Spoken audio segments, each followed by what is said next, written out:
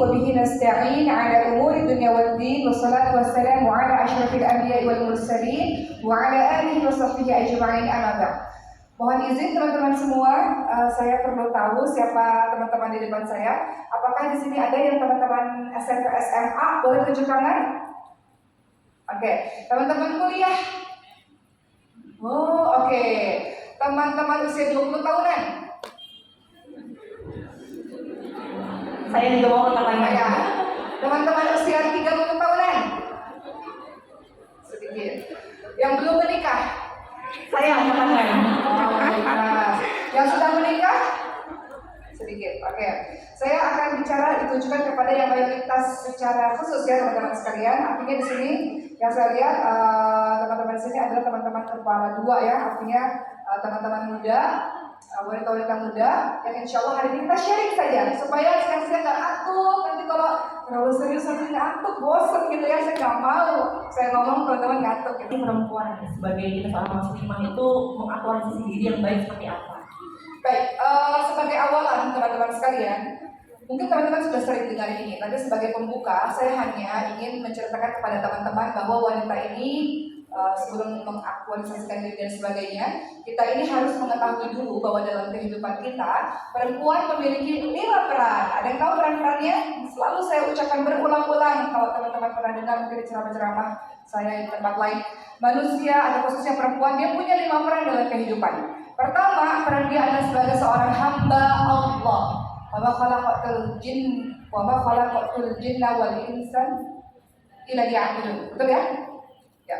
Al-Dzariyat ayat ke-56. Ya. Dikatakan bahwa manusia itu ya, dia diciptakan oleh Allah Subhanahu wa taala memang untuk beribadah kepada Allah. Jadi peran pertama sebelum kita bicara kita harus begini, kita harus begitu, sadari bahwa kita semua adalah hamba Allah. Yang namanya hamba Allah punya tugas untuk beribadah kepada Allah. Teman-teman dalam sholat, seorang muslim selalu mengatakan inna sholati wa nusuki wa mahyaya wa mamati lillahi rabbil alamin. Ya Allah, sesungguhnya sholatku, ibadahku, hidupku, matiku hanya untuk Allah. Artinya kita lakukan apa-apa lillah, niat karena Allah. Teman-teman datang ke sini mudah-mudahan lillah, niatnya karena Allah, bernilai pahala. Teman-teman yang bekerja lillah, niatnya karena Allah, mudah-mudahan berpahala. Teman-teman yang belajar menuntut ilmu, bukan niatnya untuk pamer, bukan niatnya untuk dipandang tinggi oleh orang, tidak. Kita belajar lillah, semata-mata untuk mengharapkan ridha Allah, supaya berilmu, bisa memberikan ilmu, mendapatkan pahala. Jadi pertama, kita ini diciptakan punya peran sebagai seorang hamba Allah. Tugasnya hamba Allah beribadah. Yang namanya ibadah tidak hanya sekedar sholat, puasa, mengaji, pergi haji, itu hablum minallah, tapi semua hal-hal baik yang diridhai oleh Allah Subhanahu wa taala itu adalah bagian dari ibadah. Teman-teman, akhirnya kalau konsep dari kita bahwa kita adalah hamba, artinya kita adalah melakukan berbagai macam ibadah di hadapan Allah. Sebelum kita melakukan sesuatu, biasanya kita akan diam dulu sejenak. Apakah yang saya lakukan ini bentuk ibadah? Kalau iya, lanjut. Kalau enggak, hentikan. Begitu pula ketika teman-teman bicara, apakah ketika saya bicara ini Allah ridha, Allah senang, bentuk ibadah? Kalau iya, ucapkan. Kalau enggak, hentikan. Ini sering terjadi dalam kehidupan kita. Kalau konsep sebagai seorang hamba yang beribadah itu enggak ada di sini, kita akan berbuat seenaknya. Mau ngomong apa aja nggak usah mikirin. Mau buat sakit hati orang kayak, golim sama orang kayak, nggak mikirin dia. Tapi kalau dia tahu bahwa ini bagian dari ibadah, artinya apa yang membuat Allah ridha, Allah senang saya lakuin. Yang buat Allah nggak suka, saya nggak lakuin. Itu adalah peran kita sebagai seorang hamba, singkatnya. Kemudian yang kedua, kita ini perempuan juga punya peran sebagai seorang anak. Teman-teman, kita ini adalah anak dari orang tua kita, betul? 1 tahun yang lalu, tepat 1 tahun yang lalu, lebih tepatnya kemarin, ayah saya meninggal dunia. Allahumma ighfir lahu warhamhu wa'afihi wa'fu anhu. Semoga Allah mengampuni dosa-dosa beliau. Sehingga orang tua saya tinggal satu, tinggal ibu saya. Kata Rasulullah SAW untuk kalian semua yang orang tuanya meninggal dunia, bisa berbakti dengan orang tua kita dengan cara beristighfar atas namanya, berdoa untuknya, bersedekah atas namanya, menjalankan wasiatnya, menyambung tali silaturahmi dengan kerabat-kerabatnya atau dengan sahabat-sahabatnya, dengan teman-temannya yang lain. Kalau kita mau jadi perempuan-perempuan yang baik, maka yang kedua jalankan peran kita dengan baik. Peran kita sebagai seorang anak. Bagi anak yang orang tuanya sudah meninggal dunia, lakukan itu. Bagi anak-anak, bagi kita yang orang tuanya masih ada, ingat jangan pernah berkonflik berketerusan dengan orang tua kita. Beliau masih ada dan sekarang tinggal sisa-sisa usia. Jadi jangan pernah berkonflik, marah, membentak dan segalanya. Al-Isra 23, "Fala taqulahuma uff wa la tanharhuma qawlan karima." Jangan berkata dengan membentak, ucapkan perkataan-perkataan yang mulia. Orang tua semakin bertambah usia, semakin sensitif. Kalau teman-teman punya orang tua yang sudah tua, semakin kembali kayak anak-anak, pelupa, cepat marah, cepat nangis, cepat tersinggung. Memang begitu. Orang tua semakin tua akan kembali seperti anak-anak. Kita lah yang muda-muda ini yang memahami keadaan orang tua. Jadi kalau mau bicara menjadi perempuan-perempuan yang hebat, aktualisasi diri, menjadi orang yang eksis dan sebagainya, silakan saja. Tapi jangan lupa peran kita yang kedua, menjadi anak yang soleh dan soleh.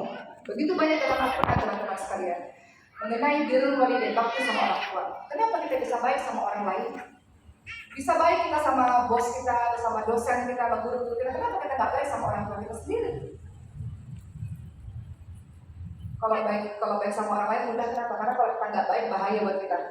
Tapi kalau sama orang tua kita nggak baik, orang tua tetap selalu memaafkan kita. Makanya nggak boleh begitu teman-teman sekarang, termasuk saya. Dan saya banyak temukan orang-orang sukses, orang-orang berhasil, orang-orang yang eksis ya. Rata-rata mereka berhasil karena mereka punya bakti, hormat, santun, hubungan yang baik dengan orang tuanya. Insya Allah. Bagaimana kalau orang tua saya jahat, orang tua saya nggak pernah mengajarkan begini-begitu, itu dosanya kepada Allah.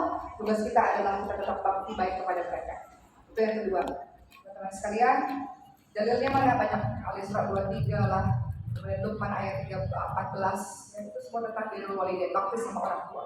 Jangan pernah berkonflik, berkepanjangan dengan orang tua, teman-teman sekalian. Jangan. Kita perlu doanya dan perlu nasihatnya. Yang mana ketika beliau meninggal dunia kita nggak dapat itu semua. Dan bagi mereka yang sudah ditinggalkan oleh orang tua, satu cerita yang selalu menginspirasi saya. Seorang teman bercerita, 1 tahun sudah ayah saya meninggal dunia, kata beliau, semenjak ayah saya meninggal dunia saya tidak pernah meninggalkan sholat malam. Saya katakan kenapa? Karena ketika sholat malam, Rasul ingatkan, sepertiga malam terakhir Allah turun ke langit dunia dan siapapun yang berdoa Allah akan kabulkan doa-doa itu. Maka ketika saya tahajud, saya berdoa agar Allah mengampuni dosa ayah saya, katanya. Yang mana kalau saya ketinggalan sholat tahajud, saya rasa saya tidak berbakti kepada kedua orang tua saya, khususnya kepada ayah, karena saya telah kehilangan waktu mustajab untuk mendoakan ayah saya. Itulah sesungguhnya yang disebut sebagai orang berbakti kepada orang tuanya. Teman-teman yang orang tuanya sudah tiada, kita mungkin sedih di sebulan, 2 bulan, 3 bulan, 4 bulan, 6 bulan. Nanti kalau sudah bertahun-tahun kadang-kadang kita lupa teman-teman sekalian. Tapi belajarlah dari teman kita ini, Masya Allah, yang beliau begitu sedih meninggalkan salat tahajud hanya karena kehilangan waktu terbaik untuk bisa mendoakan ayahnya. Juga kita yang orang tuanya masih hidup, buat beliau bangga dengan kita. Buat beliau menangis karena keberhasilan kita, menangis karena kehebatan kita, bukan menangis karena kenakalan-kenakalan yang kita lakukan. Di sisa usianya bahagiakan mereka teman-teman sekalian, bahagiakan. Ketiga, kita ini sebagai seorang muslimah sahabat sekalian juga punya peran. Nanti teman-teman menikah, teman-teman akan menjadi seorang istri. Yang namanya seorang istri teman-teman sekalian, dia tidak bisa ujuk-ujuk jadi istri. Kalau dulu kita, sebelum teman-teman menikah, teman-teman memikirkan diri sendiri. Waktu untuk diri sendiri banyak. Ketika teman-teman menikah, teman-teman akan melayani orang lain, mengurusi orang lain. Dan itu tidak mudah, tidak mudah. Belum lagi kalau kesel-keselan, kalau ego. Makanya kita harus menghargai pendapat setiap orang. Tapi bagi saya, menikah cepat silahkan, asal siap persiapannya, asal betul persiapannya. Saya bukan orang yang mengatakan, ayo menikah dini baik. Betul, menikah dini baik, tapi tidak titik. Menikah dini baik, kalau persiapannya juga sudah matang. Persiapannya apa? Tidak hanya persiapan yang lain-lain, tapi yang paling penting adalah engkau siap. Karena engkau akan melayani orang lain, di mana banyak hal-hal yang mungkin akan engkau korbankan, mungkin, ya. Sehingga siap mental. Karena kalau nggak punya persiapan, nggak kuat, maka ujung-ujungnya di pernikahan awal bercerai. Seperti itu. Jadi tetap butuh persiapan. Teman-teman usia 20 tahun nanti ini adalah persiapan untuk menuju ke mahligai pernikahan. Banyak ikut seminar-seminar pernikahan. Tapi ingat, pernikahan itu bukan hanya sekedar disayang, dibelai, dipeluk, digandeng, bukan. Ya. Pernikahan itu adalah perkara tanggung jawab yang sangat besar. Disitulah kita belajar di pojok ya. Dan luar biasa. Maka butuh yang namanya persiapan, salah satunya persiapan ilmu. Jadi banyak kajian-kajian, nanti mungkin ikut kajian-kajian ta'aruf kah, atau kajian tersendirian, kajian nikah kah, itu kajian tersendiri. Harus banyak sekali hal-hal yang perlu teman-teman ketahui sebelum teman-teman menuju kepada pernikahan. Kalau tidak ada ilmu, akan begini nih contoh. Nih kalau nggak ada ilmu nih contoh. Suaminya akan mengatakan, kamu harus taat kepada saya. Apapun, namanya istri soleh harus taat kepada suaminya. Nurut, itu yang disebut sebagai istri yang baik. Misal, ada suami yang bilang begitu. Ini contoh ya, jangan salah lagi, ini contoh yang tidak baik. Contoh tidak baik, bukan contoh baik, itu suami tidak baik nih. Ya. Jangan salah ya teman-teman ya. Dan bayanginnya jangan dipotong ya, panjang bayanginnya. Ini contoh, ini suami yang tidak betul. Jangan dipotong itu Kemudian loh. istrinya Orang dia nih. mengatakan, saya harus patuh karena Islam mengajarkan saya patuh. Betul, Islam mengajarkan kita patuh teman-teman sekalian. Tapi patuh dalam kebaikan, tidak ada ketaatan dalam kemaksiatan. Kalau suami katakan, misalnya suami katakan apa ya, suami yang buruk ya misalnya, sudahlah misalnya ini contoh ekstrim ya, misalnya suami mengatakan, kalau pengajian boleh lah pakai jilbab, tapi kalau acara ini nggak usah lah, gitu. Yang penting pakai baju sopan misalnya. Sementara dalam surah Al-Ahzab 59 kita dikatakan yudinina alaihinna min jalabibihinna. Dari keadaan ayat Quran Fariyuta, kita disuruh pakai jilbab. Allah suruh kita pakai jilbab. Contoh, ini contoh teman-teman sekalian. Kita boleh kok kalau kita berilmu, artinya kalau teman-teman sudah mengikuti pengajian itu akan mengatakan dengan bahasa yang baik, bahasa yang santun kepada sang suami. Karena berilmu kan, coba kalau nggak ada ilmunya, oh ya saya harus turun kata suami begitu ya sudah saya ikut. Tapi kalau teman-teman sudah ngaji, saya pikir nggak ada orang yang nggak tahu bahwa jilbab itu wajib ya teman-teman sekalian ya. Apalagi teman-teman sudah mendalami misalnya, teman-teman akan bisa berargumen dengan sopan dan santun kepada suami kita dan kita katakan ini kewajiban dari Allah SWT dan bisa berdiskusi. Nah itu bedanya. Jadi intinya adalah, Nizan itu contoh ya. Nah, contoh di mana kita itu butuh persiapan. Jadi seorang istri butuh persiapan. Gak cuma sekedar cinta lalu menikah. Kata orang menikah itu tidak hanya butuh cinta tapi butuh uang juga gitu ya. Memangnya bisa hidup tanpa dengan cinta saja. Lupa deh satu lagi dengan ilmu. Ilmu itu yang menyelamatkan teman-teman sekalian. Jadi teman-teman semua peran kita yang ketiga sebagai seorang istri sahabat-sahabat sekalian yang mudah-mudahan insya Allah dengan adanya ilmu maka kita bisa menjalankan dengan baik. Keempat peran kita sebagai seorang ibu. Semua teman-teman di sini adalah calon ibu, betul? Itu sebabnya kenapa perempuan-perempuan itu harus pintar. Pintar bukan untuk menyayangi laki-laki juga. Mereka orang yang kita hormati, yang kita taatin, suami kita orang yang kita yang kita patuhi kalau dia menyuruh pada kebaikan begitu. Tapi pintar ini untuk kita bisa mendidik anak-anak kita. Anak-anak kita dididik oleh orang-orang yang pintar, masya Allah. Pintar itu bukan berarti harus kuliah S1, S2, S3, profesor. Kalau bisa alhamdulillah. Kalau enggak ya enggak apa-apa. Ilmu itu tersebar di mana-mana. Saya punya banyak kok. Ibu saya lulusan SMA teman-teman sekalian. Lulusan SMA tapi beliau gemar membaca. Selalu membaca setiap hari. Apakah ibu saya tidak pintar? Ibu saya pintar karena gemar membaca. Jadi bukan karena lulusan Indonesia itu bukan. Karena beliau gemar membaca dan gemar menuntut ilmu. Teman-teman pandai, masya Allah, karena gemar datang ke masjid dengan kajian-kajian. Ilmu itulah yang kita bisa didik anak-anak kita salah satu. Kelima, mengaktualisasikan diri. Caranya adalah dengan menjalankan peran kita sebagai anggota masyarakat. Kita ini hidup nggak sendiri ya, teman-teman sekalian. Nggak bisa baik sendiri. Orang Islam tuh nggak bisa bilang begini. Urusan dia ya urusan dia, dosa dia. Yang penting saya urusan saya sendiri nggak bisa. Kita ini hidup dari Allah berkerja dengan setiap orang yang ma'ruf dan yang ada. Kamu sekalian adalah umat terbaik yang dilahirkan untuk manusia, mengajak manusia lain pada kebaikan dan juga manusia lain pada kemungkaran. Dalam hadis yang lain Rasulullah katakan, khairun nas anfa'uhum linnas. Sebaik-baik orang adalah orang yang bermanfaat untuk orang lain. Artinya, mau mengaktualisasikan diri adalah orang yang bermanfaat bagi orang lain dengan ilmu, dengan harta, dengan tenaga. Masalahnya kalau kau kosong, kau bisa memberi apa pada orang lain? Tenaga. Kalau kau sakit karena akibat tidak menjaga kesehatan misalnya ya, nggak bisa berkiprah dengan tenaga. Maka muslim harus sehat. Dan kalaupun ada orang yang Allah uji dengan sakit, ya mudah-mudahan itu bab lain ya, bab lain. Allah memberikan dosanya, untuk dia bisa berkontribusi dengan yang lain. Makanya hamba Allah ini nggak boleh nggak pintar, harus belajar. Kenapa? Bagaimana sesuatu yang kosong bisa mengisi orang lain? Ilmu itu macam-macam ya teman-teman sekalian ya, karena kita ini dilahirkan bukan menguasai semua ilmu, bukan. Sahabat-sahabat sekalian, contohnya di pesantren kami ada orang yang jago menjahit. Maka dengan ilmunya beliau mengajarkan santri-santri untuk menjahit. Sehingga santri-santri bisa mendapatkan penghasilan dengan menjahit itu ilmu. Ada orang yang jago masak, ngajarin masak. Ada orang yang jago Quran, ngajarin Quran. Ada orang yang jago apa? Matematik, jago ini, jago itu. Begitu teman-teman sekalian, mengajari dengan ilmu. Itu menjadi orang yang bermanfaat dengan ilmu. Kemudian ada juga orang-orang yang punya harta berlebih, melakukan kebermanfaatan dengan hartanya, masya Allah. Sedekah, masya Allah. Sedekah teman-teman sekalian, sedekah. Teman-teman lihat surah Al-Munafiqun ayat 10. Itu orang-orang yang sudah meninggal dunia mengatakan kepada Allah, ya Allah, kenapa engkau gak tunda kematianku ya Allah? Karena aku mau sedekah ya Allah. Jadi jangan sampai kita ini masih dikasih usia oleh Allah, sedekah dengan uang sisa, sedekah dengan uang receh. Kenapa engkau bisa beli yang mahal-mahal kalau sedekahnya susah? Padahal sedekah itu gak rugi, enggak, kita sedang meminjamkan kepada Allah. Allah ganti. Dan kalau namanya Allah ganti, gak cuma berupa uang yang Allah ganti. Allah ganti dengan kesehatan. Allah ganti dengan tiba-tiba dapat beasiswa ini itu misal. Tiba-tiba Allah ganti dengan tiba-tiba dapat hadiah umrah misal. Tiba-tiba Allah ganti teman-teman dengan dapat ilmu, dapat guru yang bagus untuk teman-teman belajar dan sebagainya. Begitu ya teman-teman sekalian. Jadi kalau kita berhitung sama Allah gak akan rugi. Kita kasih buat jalan Allah 1.000 perak, Allah gak ganti 1.000, lebih. Perhatikan surah Al-Baqarah 261. Bahwa Allah akan berlipat gandakan sampai sekitar kurang lebih 700 kali lipat. Berinfak kepada Allah, Allah akan berinfak kepada kita insyaallah. Mungkin sekilas untuk pertanyaan pertama begitu, secara singkat teman-teman sekalian. Kita lanjut dengan pertanyaan yang kedua. Mudah-mudahan yang tadi tidak ada salah bicara dan aman semuanya ya teman-teman ya. Aman dan bisa dipahami insyaallah.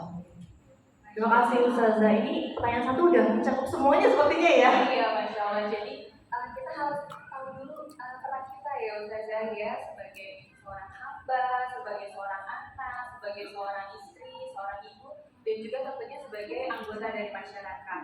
Tadi Ustazah Oki juga sudah menyampaikan, kita nggak boleh fokus menuntut ilmu ya Ustazah, bisa salah satunya dengan membaca dan juga harus rajin bersedekah.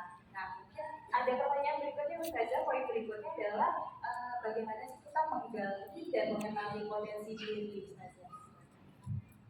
Masya Allah. Dalam menjawab pertanyaan ini, izinkan saya bercerita teman-teman sekalian. Karena tadi saya katakan di awal, saya lagi kita hari ini gak ceramah, gitu ya, kita sharing session. Pertanyaannya bagaimana menemukan potensi? Izinkan saya bercerita yang terjadi di pesantren tahfidz kami Maskan Hafal. Saat ini pesantren tahfidz Maskan Hafal lagi buka pendaftaran ya bagi teman-teman yang mau belajar Al-Quran 1 tahun dengan target 30 juz. Sekarang lagi buka pendaftaran, bisa daftar khusus untuk teman-teman yang tidak tolak belakang gratis tanpa berbayar sedikit pun.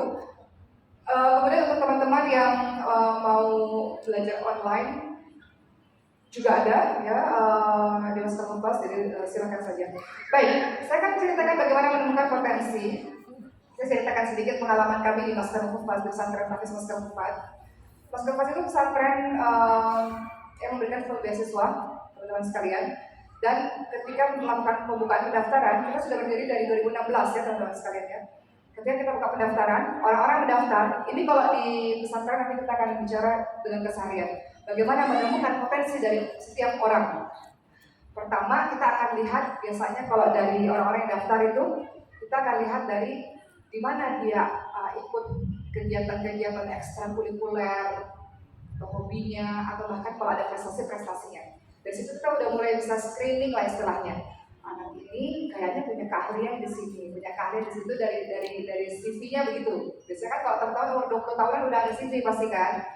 Mungkin kalau umur anak SMP, SMA awal mungkin masih belum tahu, tapi kalau teman 20 tahunan saya yakin udah ngerti lah harusnya jalan hidupnya kemana begitu. Jadi kalau di pesantren itu kemarin kita lihat dari CV. Dari CV sudah mulai kelihatan minatnya di mana, bakatnya di mana. Jadi kalau mau tahu potensi kita apa ya, kita melihat dari hobi. Hobi kita itu apa teman-teman sekalian? Setelah hobi, kemudian berikutnya adalah aktivitas-aktivitas yang Bukti banget itu. yang kita lakukan dalam sebuah komunitas, organisasi atau perlombaan Postal apapun. teman saya. Itu juga kita bisa lihat dari situ. Jadi kalau di Muslim Hafaz kita lihat dari seleksi berkas, dari hobinya, prestasi-prestasinya, kemudian kita lihat juga dari pengalaman-pengalaman organisasi atau pengalaman komunitas, pengalaman yang lain-lain. Seperti teman-teman yang bergabung di remaja masjid, itu udah pasti cintanya cinta Quran, cinta masjid, cintanya Allah itu pasti begitu.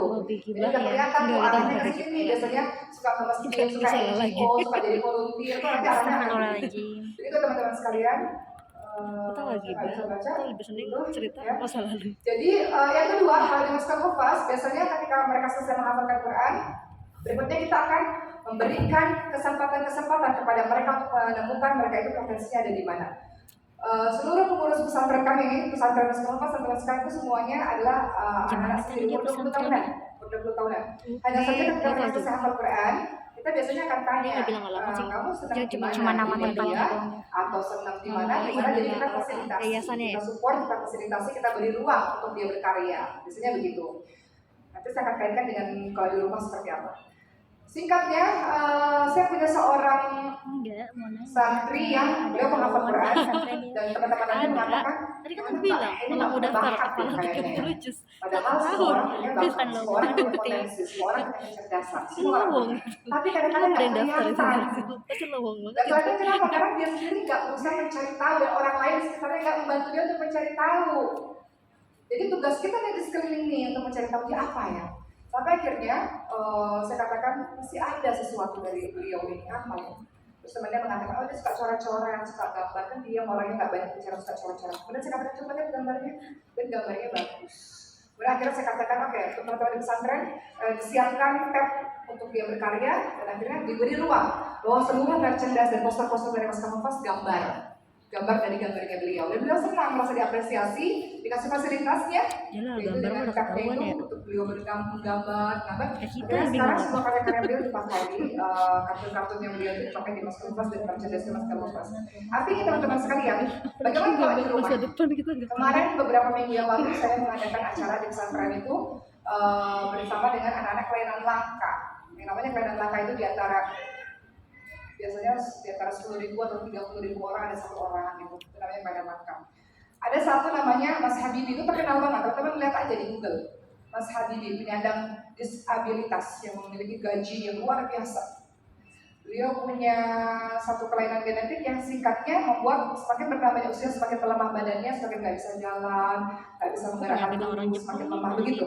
Bahkan dikabarkan kalau di Google itu, Google mengatakan biasanya usia-usia yang tidak panjang. Tapi alhamdulillah Allah yang lebih berkuasa atas segalanya. Mas Habibie sekarang usianya 34 tahun.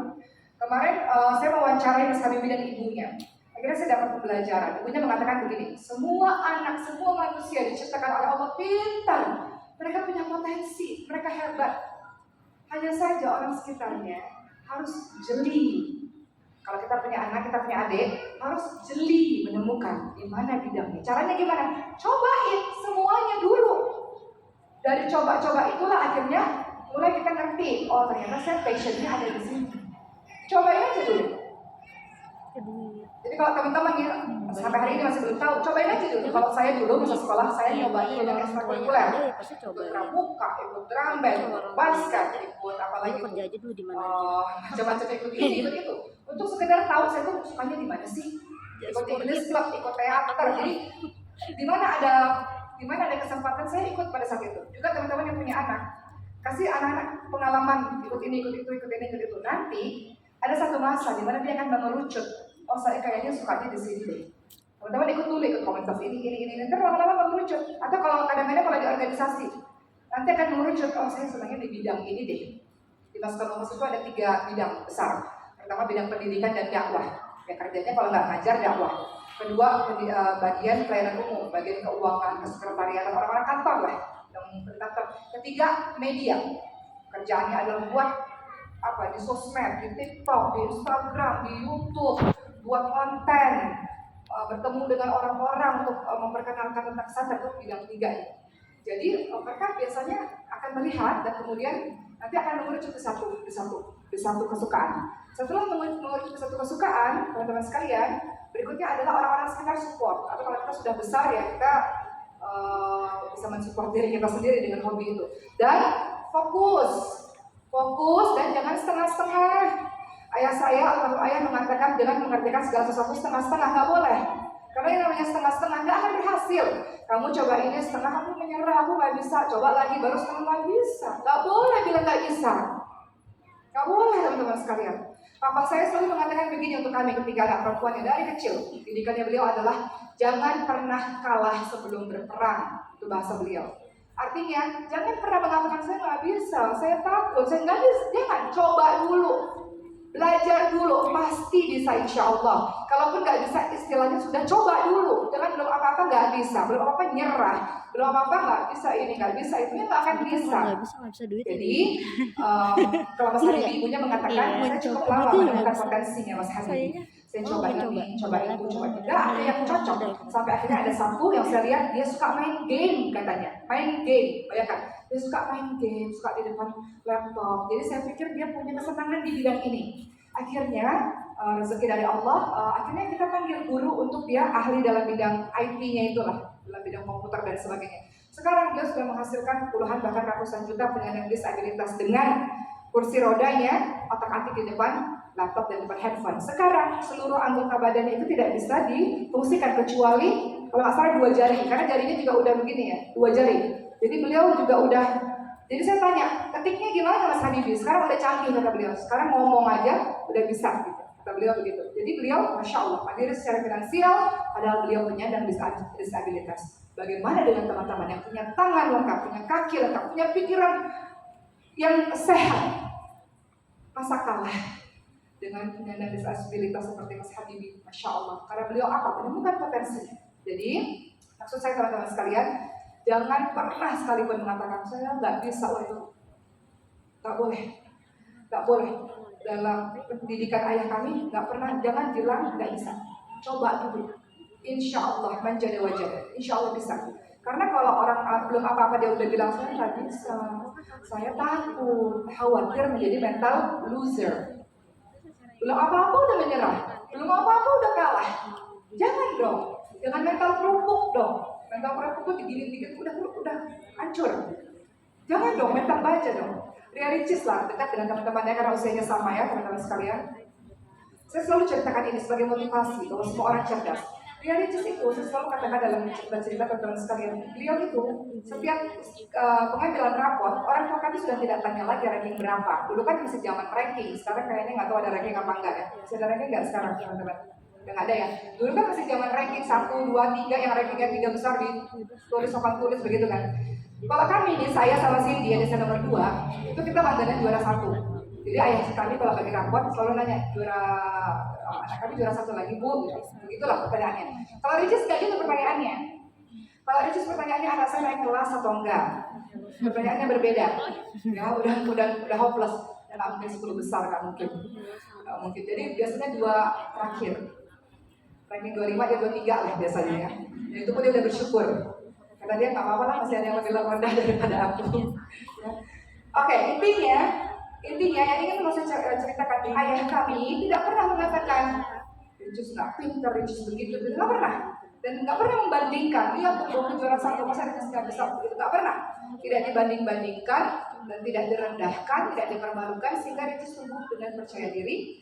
Ricis bagus untuk pelajaran olahraga dan seni saja. Pelajaran yang lain-lainnya ya kalau enggak 1, 2, 3 kata Ricis nggak apa-apa lah, teman-teman ada yang nilainya 0 kok gitu. Jadi dia selalu memandang lebih rendah. Kita bagus kalau teman-teman memandang ke bawah tuh bagus ya untuk ujian kehidupan. Tapi ujian sekolah kayaknya nggak cocok dengan di bawah. Harusnya lihat ke atas sekali begitu lah ya. Tapi singkatnya adalah ayah kami mensupport kan Ricis jago dagang. Makanya dia tuh sebenarnya SMK-nya marketing. Jadi kalau teman-teman tahu kenapa dia banyak gitu-gitu ya endorse dan jualan segala macam laku, karena dia memang sekolahnya marketing benar-benar sekalian. Jadi dia tuh tahu cara marketing tuh gimana, cara jualan di online shop khususnya di bidang marketing tuh gimana gitu. Jadi ayah kami mensupport. Oke, Ricis senangnya seni, dia suka buat video seni, atau dia suka berakting, dia suka bernyanyi, dia suka begitu begini, dia suka jualan. Ayah kami support pada saat itu. Siapa sangka seorang anak yang dulunya secara akademik secara akademik di kami bertiga yang paling rendah, tapi saya sangka Masya Allah dengan potensinya, bakatnya, akhirnya beliau bisa bekerja sesuai dengan hobinya. Pekerjaan yang paling menyenangkan adalah hobi yang dibayar, betul ya? Hobi yang dibayar. Jadi setiap orang pandai, cerdas, silakan teman-teman semua mengasah. Kalau perlu ikut kompetisi ya, dengan kompetisi kita tahu kualitas diri kita dan kita semangat untuk menambah diri kita memiliki jiwa-jiwa kompetitif. Nah itu penting tuh. memiliki jiwa kompetitif. Kenapa harus memiliki jiwa kompetitif? Muslim itu kompetitif, fastabiqul khairat kan? Berlomba-lomba dalam kebaikan itu kompetitif. Begitu pula dalam kehidupan di dunia ini kompetitif. Kalau kamu misalnya di antara kita jago nulis misalnya, kompetitif nulis ke karya teman kita udah diterbitin karyanya, kita semangat tulis. Kira misalnya kita masih gagal biasa. Orang-orang sebelum mencapai tahapan yang sekarang udah gagal ribuan kali itu biasa teman-teman. Namun jangan pernah berhenti. Siapa tahu langkah berikutnya itu yang akan kau berhasil. Jadi jangan pernah berhenti, menyerah, atau kerupuk nggak boleh. Harus kuat, harus tangguh. Teman-teman pintar, teman-teman cerdas, teman-teman bisa jadi orang hebat. Satu lagi, teman-teman akan jadi orang hebat kalau ketemu orang yang hebat untuk menghebatkan teman-teman. Jadi selalu pesan cari suami yang bisa support teman-teman semua, insya Allah. Gitu ya.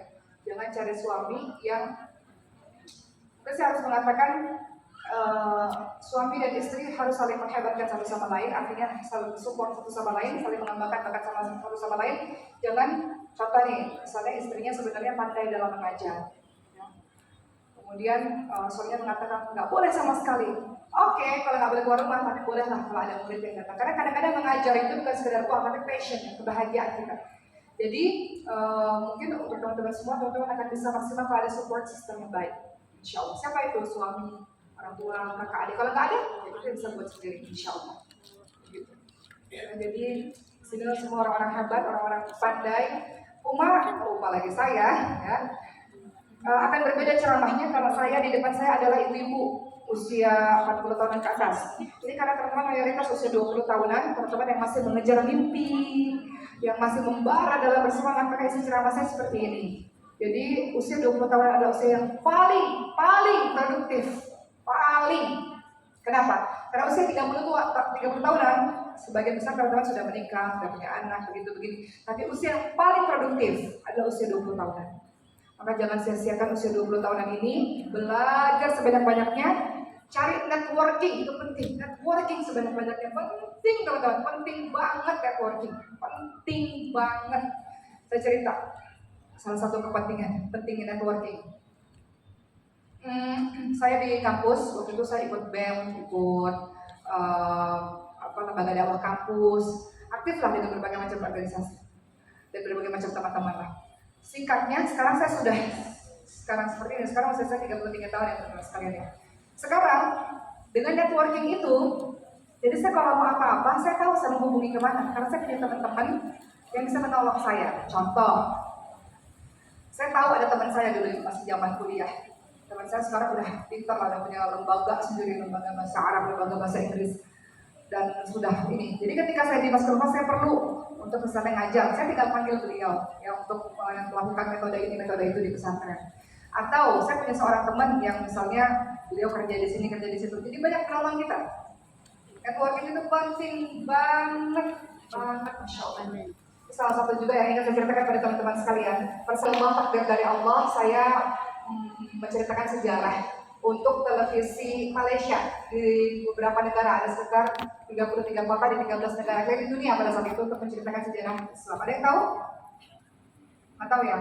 Lihat di YouTube, judulnya apa ya?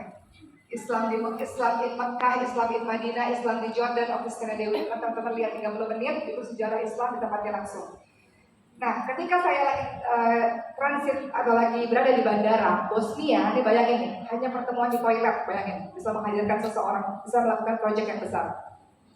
Ketika di toilet, ada seorang mbak, ya, seorang wanita yang mengatakan, ini Boki ya? Iya, gitu. Kemudian dia katakan, boleh nggak kita foto? Gitu kan? Iya, silakan. Gitu. Akhirnya di toilet, sampai terus di toilet saya mengatakan begini, Mbak dari mana? Oh, saya dari Malaysia, gitu. Di Malaysia ada kegiatan apa Mbak? Di Bosnia, oh ada kegiatan ini. Akhirnya kita keluar dari toilet, kita ngobrol terus saya katakan, Mbak, itu yuk ngobrol dulu yuk, ngobrol. Kita cerita, ternyata beliau NGO yang menghadirkan Syekh Bishari Rashid. Kalau teman-teman Ahlul Quran itu udah paham lah dengan Syekh Bishari Rashid ya. Syekh Bishari Rashid itu teman-teman sering dengar itu murotalnya, betul ya? Bagi teman-teman yang sering dengar murotal itu nama sudah nggak asing lah. Syekh Bishari Rashid dari Kuwait, beliau mendatangkan ke Malaysia. Seumur hidup Syekh Bishari Rashid itu nggak pernah datang ke Indonesia, tidak pernah datang ke Indonesia teman-teman sekalian, nggak pernah. Kemudian akhirnya kita ngobrol, tuh lihat tuh dari pertemuan yang cuma dari toilet, ngobrol ringan, Dan dia katakan udah nanti Mafinya datang aja ke Malaysia, kita ngobrol lagi. Karena aku nggak pengen ketemu sama Syekh Rashid. Akhirnya saya datang ke Malaysia, ngobrol lagi, ketemu lagi teman baru, komunitas baru.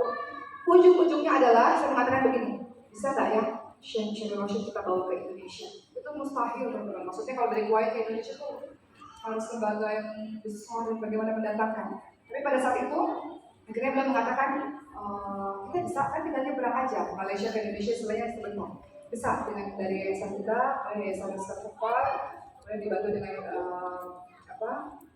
pada saat itu akhirnya dibantu juga dengan teman-teman dari AKL ya, AKL juga. Singkatnya akhirnya beliau datang dan pada saat itu nanti teman-teman lihat videonya yang saya ceritakan ini, teman-teman lihat videonya.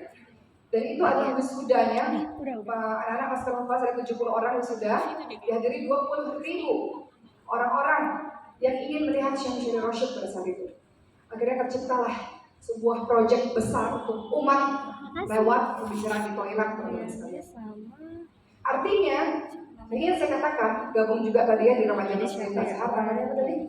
Yes. Apa itu singkatannya? Youth Islamic Study Club. Teman-teman nggak pernah tahu berapa tahun kemudian teman-teman akan bisa melakukan sebuah proyek besar lewat jaringan teman-teman. Jadi itu juga penting untuk teman-teman, tidak hanya sekedar kita belajar, tidak hanya sekedar kita ikut komunitas ya, dan juga pastinya dengan komunitas itu kita bisa menjalin pertemanan, persahabatan, kita bisa berkolaborasi. Kalau saya sendiri nggak mungkin mustahil. Tapi kalau kita berkolaborasi, kita bisa lakukan sesuatu untuk kebaikan umat ini, masya Allah. Lihat contoh pembangunan masjid. Saya yakin ada yang sedekah semen ya, saya sedekah karpet ya, saya sedekah lampu ya, begitu kan teman-teman sekalian kan? Saya sedekah genteng ya, sedekah kipas angin, sedekah AC.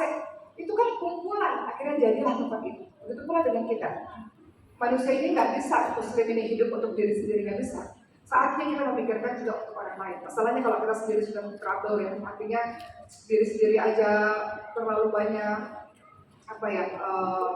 jauh daripada Allah, nggak bisa untuk melakukan sesuatu. Jadi orang yang bermanfaat khawatirnya. Jadi kita minta Allah agar menangkan diri kita minta Allah agar Allah selesaikan urusan kita supaya kita bisa punya energi untuk bisa mengurusi umat, mengurusi orang lain juga insyaallah.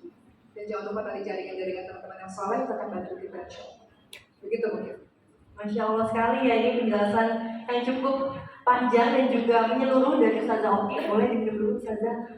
Oke, mungkin karena keterbatasan waktu kita ada 3 pertanyaan aja ya, Sis Fitri. Jadi kita langsung ke pertanyaan yang terakhir, yaitu bagaimana untuk menjadi seorang muslimah yang kafah seperti itu. Jadi hijrah itu tidak setengah-setengah Ustazah, tapi juga menyeluruh seperti itu. Bagaimana Ustazah penjelasannya? Mohon izin, terima kasih.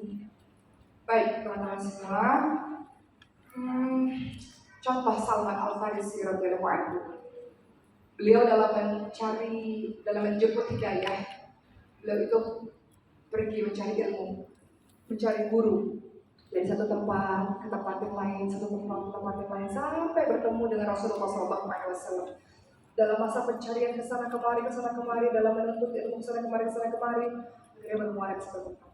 Intinya adalah teman-teman sekalian, untuk teman-teman, insya Allah, teman-teman semua di sini, alhamdulillah, sebagian besar ya saya rasa adalah teman-teman yang suka datang pengajian. Ya Allah, teman-teman tahu nggak sih, ini tuh hebat sekali. Saya beberapa kali juga ceramah di Malaysia. Tentu saja teman-teman yang menonton orang Malaysia ya, dan sedikit orang-orang Indonesia, tapi banyak orang-orang Malaysia. Dan memang teman-teman di Malaysia itu mayoritas yang hadir siapa? Ibu-ibu, nenek-nenek, orang-orang yang sudah berumur. Pemudanya ada. Coba kita ajak teman-teman Malaysia ke sini, pasti mereka akan mengatakan begini ketika saya ceramah di sana. Indonesia itu kalau ceramah itu datang banyak ya anak-anak mudanya. Ini tuh kehebatan loh teman-teman sekalian. Kita tuh cukup harus berbangga ya dengan fenomena hijrah di Indonesia. Kebetulan itu disertasi saya ya teman-teman sekalian yang mengenai fenomena hijrah salah satunya. Gelombang hijrah anak-anak muda, masya Allah. Yang mungkin kita nggak temui di banyak tempat-tempat lain. Jadi Indonesia ini berbanggalah bahwa anak-anak mudanya, masya Allah, itu mau betah berjam-jam dengerin tausiah, mau untuk hadir. Begini kan ini sebuah kebaikan, nikmat yang luar biasa dari Allah. Gak semua orang mau datang ke masjid teman-teman sekalian, betul nggak? Lebih baik di rumah deh nonton drama Korea misalnya. Drama Korea apa lagi bukan sekarang? Apa teman-teman? Nggak tahu. Nah yang jawab ya suka nonton drama Korea atau udah ketahuan. Ya, singkatnya adalah Gue lagi nggak nonton. teman-teman semua. Badannya sakit. Berduir. Singkatnya adalah teman-teman semua kembali lagi menjadi muslim yang kafah, Bebas semua. menyeluruh ya. Artinya pertama kita harus bersyukur dulu atas nikmat iman, nikmat Islam, kesempatan belajar. Itu sudah susah, kita bersyukur. Kemarin saya kedatangan teman dari Jepang. Beliau mengatakan, kalian itu harus banyak bersyukur sama Allah. Mau belajar di mana? Gampang. Mau datang ke masjid rame. Mau ngaji Quran banyak. Kami di Jepang susah. Muslim di Jepang pun 0,01% kata beliau ya. Susah. Kita ini di Indonesia ya Allah kebangetan. Kalau sampai hari ini masih nggak mau belajar ngaji itu kebangetan. Karena gurunya banyak. Betul teman-teman, mau online kayak offline semuanya ada. Jadi kebangetan kalau sampai hari ini umur 20 tahunan masih belum mau belajar ngaji. Masalah terbata-bata nggak masalah karena itu proses. Tapi kalau belum maunya itu kebangetan teman-teman sekalian. Artinya adalah mau jadi muslim secara kafah secara menyeluruh, tentu saja diawali dengan hijrah misalnya. Dengan niat yang lurus kita hijrah secara fisik dengan pakai jilbab, tapi sampai di sini berhenti nggak berhenti.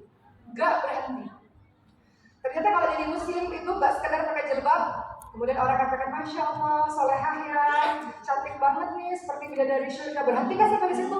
Salah. Justru ini adalah permulaan kehidupan kita yang baru. Yakni apa? Menuntut ilmu agama lebih dalam. Ilmu agama apa? Banyak teman-teman sekalian. Kalau Quran kita semua sudah tahu ya, Quran dan segala macam kita semua sudah tahu. Tapi satu hal yang sangat penting juga kita harus sadari, kadang-kadang kita lupa. Sebagai seorang muslim, mustahil seorang muslim bisa memahami agama ini secara mendalam kalau dia tidak bisa bahasa Arab. Muslim itu harus bisa bahasa Arab. Teman-teman sholat itu bahasa Jawa, bahasa Sunda, bahasa Arab. Teman-teman bisa melafalkan bisa, tapi teman-teman tahu nggak artinya? Sebagian tahu, sebagian enggak. Dalam sholat duduk di antara dua sujud, teman-teman doanya apa? Doanya Rabbil firli warhamni wajibuni warfa'ni warzuqni wahdini wa'afini wa'afini. Tahu nggak artinya apa? Berapa puluh tahun teman-teman sholat itu Allahumma firli. Ada yang tahu, ada yang enggak. Kalau mengatakan dalam hati, saya nggak tahu artinya. Selama ini kemana saja, sholat itu seharusnya kita hayati. Nasihat buat saya teman-teman sekalian ya. Kita hayati, kita renungi bagaimana kita bisa menghayati kalau kita nggak tahu artinya. Teman-teman betul, teman-teman menguasai ilmu itu, ilmu umum betul. Tapi sebagai seorang muslim, ilmu umumnya jalan, ilmu agamanya juga jalan teman-teman sekalian. Kemarin saya baru pulang dari Mesir teman-teman sekalian. Dokter hafiz Quran, insinyur hafiz Quran, bahkan tukang bajai, tukang angkot, hafiz Quran. Masya Allah. Jadi artinya seimbang, ilmu lainnya seimbang, ilmu agamanya juga seimbang, Masya Allah. Dengan apa? Belajar Quran. Quran itu udah masalahnya penelitian dari Cinta Quran ya, kalau saya nggak salah pernah baca, 50% orang-orang Indonesia tidak bisa membaca Quran. Dan kita nggak mau itu, kita nggak mau. Teman-teman yang di sini harus baca Quran, fasih Qurannya, termasuk saya sedang belajar terus-menerus. Setelah Quran, misalnya kita bahasa Arab, dengan bahasa Arab kita bisa belajar dengan lebih baik insya Allah. Jadi kayaknya sudah mulai harus digaungkan deh. Kayaknya kalau sekedar ngaji-ngaji itu udah ya. Indonesia ini udah dari bertahun-tahun yang lalu kita sudah ngajinya udah semangat. Quran juga udah. Kita sudah banyak komunitas Quran ya. Sama rumah kasih di mana-mana. Hadis Quran di TV juga sudah di mana-mana. Kayaknya Quran juga sudah menggeliat. Tinggal satu lagi juga ya teman-teman harus juga penting. Nah hari ini juga saya terus belajar. Ya Pak Ida Leman itu udah mengatakan begini. Untuk wanita-wanita cerdas, wanita-wanita yang salehah, wanita-wanita yang rajin belajar, wanita-wanita yang pintar, nggak boleh anaknya cuma satu atau dua. Kata Tidak Leman. Kenapa? Dia bisa kok, dia mampu kok, dia bisa didik anak itu menciptakan generasi-generasi kebanggaan Allah dan Rasulnya lewat dia bisa. Jadi sayang umat ini kalau ibu yang hebat ini cuma melahirkan, ya kecuali kalau ada yang lain-lain ya teman, ada kendala ini kendala itu. Tapi kalau dia mampu, dia sehat, kalau bisa kata beliau minimal lah kalau bisa. Lewat tangan si ibu yang hebat ini melahirkan anak-anak kebanggaan Allah dan Rasulnya, begitu kata beliau. Jadi singkatnya teman-teman sekalian, untuk menjadi muslimah yang kafah, salah satunya adalah ayo kita belajar, berlari menuntut ilmu dimanapun. Kemudian doa, yakinlah bahwa semua yang menggerakkan kita adalah Allah. Allah yang buat kita semangat belajar, Allah yang buat kita semangat untuk bergerak. Dan teman-teman tahu, saya suka terharu. Kadang-kadang dalam pengajian, Masya Allah kayak adik ya yang dibawa. Ibu-ibu ini wanita tuh strong ya, Masya Allah, luar biasa. Ibu-ibu datang ke pengajian, itu anak rambut digendong, anak duanya masih kesana kemari, tapi masih datang ke pengajian. Belum lagi di rumah ada cuci baju, setrika baju, cuci piring, nyiapin makanan, masak dan sebagainya. Masya Allah, hebat sekali wanita ini, Masya Allah. Di satu sisi dia punya kewajiban di rumah yang harus diselesaikan, di satu sisi masih semangat menuntut ilmu. Masya Allah, jadilah wanita-wanita yang seperti itu teman-teman sekalian. Seperti itu, wanita-wanita hebat, Masya Allah. Ibunya saja sudah rajin menuntut ilmu begitu, anak-anaknya dibawa ke masjid, anak-anaknya terbiasa dengan masjid, anak-anaknya insya Allah jauh lebih hebat dibandingkan dengan ibunya nanti insya Allah. Mudah-mudahan begitu. Mungkin begitu dari saya. Masya Allah. Jadi mengingat kita semua ya, semoga kita menjadi muslimah yang terus semangat dan tidak pernah berhenti untuk menuntut ilmu. Dan juga salah satu nasihat dari Ustazah Oki adalah kita harus juga belajar dan memperdalam membaca Al-Quran, dan juga mudah-mudahan nanti kita semua juga dimudahkan untuk juga belajar bahasa Arab ya Ustazah Oki ya. Dan baik, sebelum kita masuk ke sesi tanya jawab, Ustazah mohon izin teman-teman, kami mengajak untuk teman-teman jika ingin mendukung dakwah Ustazah Oki melalui pesantrennya, kami akan menayangkan via layar untuk teman-teman bisa scan QR-nya. Jadi teman-teman yang ingin berjumpa, kami persilakan. Mungkin Ustazah Oki ada beberapa hal yang ingin disampaikan terkait Mohon izin, terima kasih Mbak. Mohon izin teman-teman sekalian, saya pikir saya akan tayangkan satu video. Ya agak ini ya, TV-nya ya. Yang tadi saya katakan mengenai Syekh Michel Roshid datang ke Indonesia, saya ingin teman-teman melihat videonya. Semoga teman-teman terinspirasi, hatinya tersentuh gitu ya, untuk kita hidup bersama dengan Al-Quran. Al-Quran itu harus dibawa kemana-mana teman-teman sekalian. Kalau ada yang mengatakan zaman sekarang udah canggih pakai handphone, boleh, nggak apa-apa. Nggak apa-apa pakai handphone juga. Intinya seorang muslim harus bawa Quran kemana-mana di tasnya. Kalau enggak, Quran di tasnya harus ada, wajib. Di handphonenya itu ada Quran, ada aplikasi film Quran. Jadi kalau dia menunggu apa-apa, dia bisa buka Quran itu. Masya Allah. Gitu ya. Kayaknya tayangannya nggak bagus ya. Alhamdulillah juga ada. Oh gitu, teman-temannya nggak kelihatan.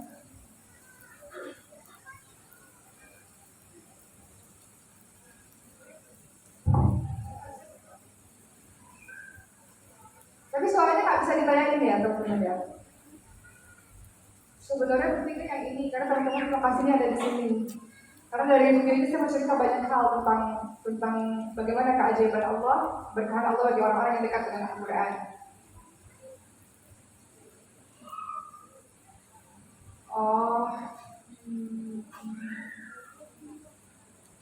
Kalau di situ teman-teman nggak bisa lihat ya. Padahal biasanya kalau yang nonton video ini kadang nangis biasanya, dan saya bisa cerita banyak di situ. Tapi sudah, karena memang tidak bisa ya, saya pikir nggak bisa. Insya Allah teman-teman sekalian, teman-teman datang dalam di YouTube ya, Insya Allah ya. Jadi intinya di video ini Syekh Michel Roshid datang dan anak-anak selesai 30 juz mereka mendapatkan beasiswa kuliah S1 S2 free tanpa bayar, Masya Allah. Di antara mereka ada 15-an orang berangkat ke umrah, wasilah apa? Wasilah Quran. Jadi kalau udah hidup sama Quran, udah enak lah hidupnya. Udah enak, terjamin sebuah kehidupan kita insya Allah. Seperti teman-teman kita ini, mau kuliah S1, kuliah S2 di tempat-tempat terbaik, free. Kenapa? Ahlul Quran. Mau berangkat umroh, banyak orang mau mengumrohkan mereka. Kenapa? Ahlul Quran. Bahkan sampai tukang pijat sekalipun, ini nyata di pesantren kami teman-teman sekalian. Ada tukang pijat namanya Bu Nina, saya selalu cerita ini. Bahkan sampai tukang pijat aja mengatakan untuk Ahlul Quran free, nggak usah bayar. Karena saya mau sedekah dengan tenaga saya. Jadi terlalu banyak keberkahan untuk Ahlul Quran. Kenapa? Ahlul Quran kita takdim, kita hormat kepada beliau-beliau ini. Kenapa? Karena Allah memilih keluarganya dari kalangan manusia. Siapa itu? Ahlul Quran. para penjaga perkataan firman-Nya Allah, kalamnya Allah adalah mereka. Jadi berbondong-bondong banyak orang ingin berkontribusi untuk kehidupan para ahli Quran ini. Begitu teman-teman sekalian. Ya. Mungkin begitu, silakan dilanjutkan. Oke, terima kasih banyak untuk paparan materi talk show ya kita dari Ustazah Okis Dena Dewi yang pastinya sangat menginspirasi sesuai dengan tema kita, yaitu Muslimah menginspirasi. Dan selanjutnya akan ada sesi tanya jawab nih bagi uktisi semua yang ingin menyampaikan pertanyaan kepada Ustazah Oki, bisa mengangkat tangannya dan kita batasi dulu untuk 3 orang penanya ya. Baik, oke. Sebelum kita masuk ke sesi tanya jawab, mungkin nanti teman-teman panitia akan ada yang berkeliling untuk jika teman-teman ada yang ingin berinfak kebagian. Kita mohon izin mau kita buka sesi pertanyaan ya Ustazah. Mau 1 pertanyaan dulu atau langsung 3 boleh Ustazah? Langsung 3 pertanyaan. Boleh teman-teman mengangkat tangan jika sudah banyak yang ingin bertanya. Boleh. Tadi yang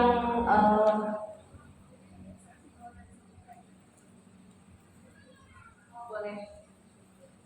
Sudah lebih lancar belum?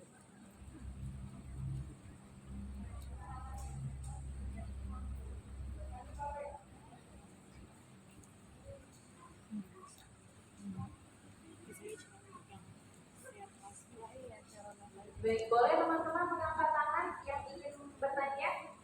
Mbak yang ya, boleh perkenalan namanya siapa? Mbak sambil dulu Pak. Assalamualaikum warahmatullahi wabarakatuh.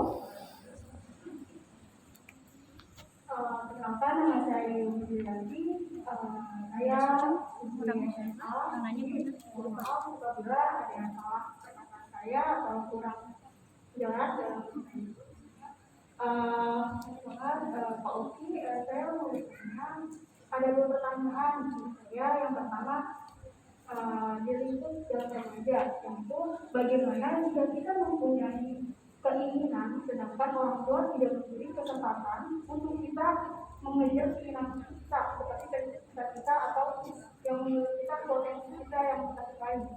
Terus ada orang tua itu mengatakan ini yang terbaik buat kamu, tapi sedangkan kita menjalankannya itu adalah dengan hati yang terpaksa. Dan hati kan itu adalah ada menimbulkan pertengkaran antara anak dan orang tua. Itu pertanyaan yang pertama. Yang kedua tentang tadi kata Pak Kopi itu kita taat kepada kami.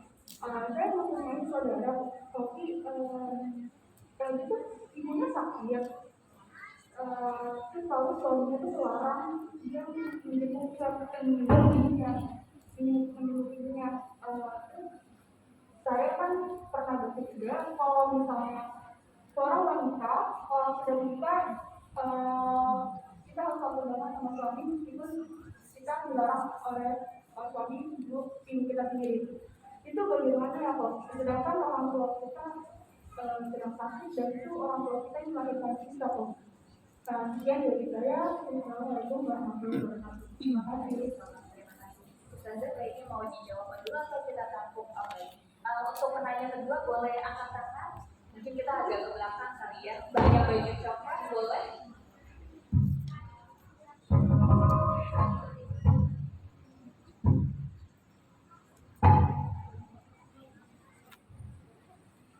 Silakan perkenalkan namanya dan pertanyaannya.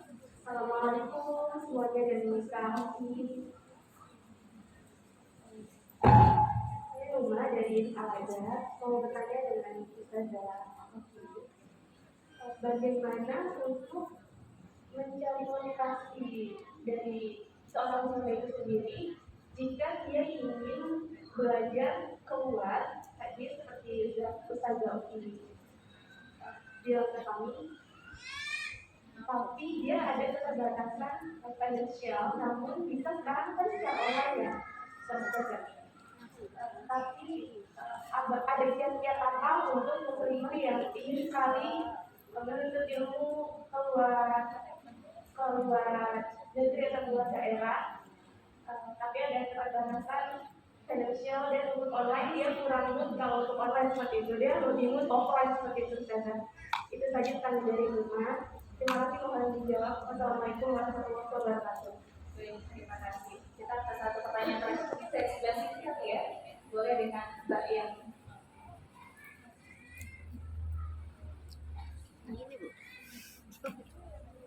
Mbak Yang jawabannya dulu.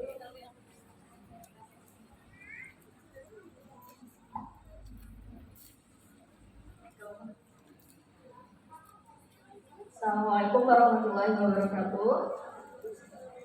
Yang sebenarnya izin bertanya, tapi nggak apa yang berkaitan materi. Saya ingin bertanya terkait program yang tadi Ustaz Zuna katakan tentang Hafiz Quran. Luar biasa ya, kayak dari kemarin saya mau mencari-cari terkait program itu karena kemarin sempat diadakan juga sama Ustaz Adi Hidayat. Cuma kuotanya sudah ditutup. Nah, saya mau bertanya ke Ustaz Zuna, programnya itu seperti apa? Dan saya kan berhubung kerja ya, jadi kalau yang online itu seperti apa? Terima kasih. Assalamualaikum warahmatullahi wabarakatuh. Waalaikumsalam warahmatullahi wabarakatuh. Masya Allah. Ini jadi sekalian memperkenalkan program, berarti ya, mohon izin ya teman-teman sekalian. Baik. Yang pertama saya akan jawab pertanyaan mengenai tentang program Quran. Teman-teman lihat di Instagram saya, Oki Setiana Dewi, di bio saya itu ada pesantren Pascan Khofat. Teman-teman klik, teman-teman buka di situ. Ketika teman-teman, nah sekalian deh biar teman-teman follow pesantren, ya. Teman-teman lihat Instagram Oki, bagi teman-teman yang tertarik dengan program Quran ya. Teman-teman lihat Oki Setiana Dewi, lihat di bio, di situ ada pesantren, tulisannya Pascan Khofat, teman-teman klik. Di bio-nya Pascan Khofat kelihatan program-programnya. Apa itu? Ada program 1 tahun 30 juz yang mungkin. Ada program 1 bulan atau 2 minggu untuk mereka-mereka yang mau daurah atau camp ya, yang cuma 2 minggu, cuma 1 bulan gitu. Juga ada. Ada program yang namanya Quran online. Quran online itu teman-teman pakai handphone aja, pakai Zoom atau pakai WhatsApp video call atau pakai Zoom dengan durasi 45 menit. Yang namanya kalau online, nanti teman-teman akan tentukan sendiri waktunya kapan. Jadi itu private. Semua yang online itu private. Walaupun ada yang mau grup silahkan, tapi anak-anak kita banyaknya, teman-teman kita banyaknya memilihnya yang private ya. Kalaupun online, kalaupun jemaah ataupun kelompok 6 orang, 7 orang per orang ada juga, tapi nggak terlalu banyak. Di situ durasi 45 menit, teman-teman nanti ketika mendaftar, di situ sudah ada nomor telepon dan sebagainya, teman-teman mendaftar, teman-teman akan dikirimkan buku panduan atau buku belajarnya, buku bahan ajarnya. Teman-teman nanti akan dikasih, teman-teman tuh bagian yang mana, karena orang kemampuan Qurannya beda-beda. Ada yang masih baru belajar baca, ada yang mesti bacanya udah lancar tapi mesti belajar tajwid, ada yang udah lancar udah ngerti tajwid tinggal ziyadah nambah hafalan, ada yang udah selesai hafal tinggal melancarkan, programnya beda-beda. Yang namanya private ya, pasti sesuai dengan orang tersebut. Jadi itu program yang online. Program online Masya Allah sudah berjalan ya, Masya Allah. Tidak hanya dari Indonesia tapi juga luar Indonesia pada belajar juga. Jadi kalau teman-teman mau belajar online, silakan belajar online, dan guru-gurunya adalah mereka sudah selesai hafalan 30 juz. Jadi para hafiz dan hafidhah di Master Kompak begitu. Kemudian ada program berikutnya bagi teman-teman yang mau belajar Quran, bahasa Arab, sekalian jalan-jalan. Kita ada program 1 bulan di Mesir, 1 bulan di Turki. Ya, di Turki. Turki ini bulan Juli ini berangkat insya Allah. Bisa buka pendaftaran 1 bulan. Dan teman-teman mau ajak teman yang lainnya silakan informasikan.